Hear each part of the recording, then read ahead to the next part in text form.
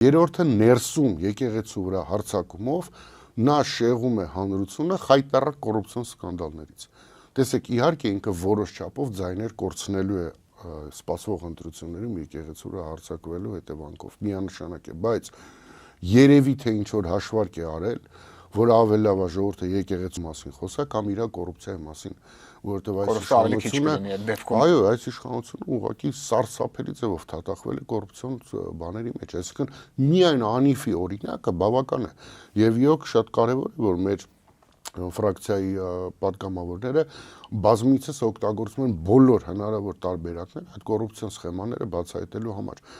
Հիմա դրա համար եկեղեցու վրա հարձակումը մի քանի բան է իր համար լուծում, բայց կարևորագույնը իհարկե ծառայելն է իրեն իշխանության բերեց եւ այսօր իշխանության պահողներին եւ դա է ամենազավեշտալին, որ մեր հասարակությունը կարծես թե ամբողջությամբ չի գիտակցում, որ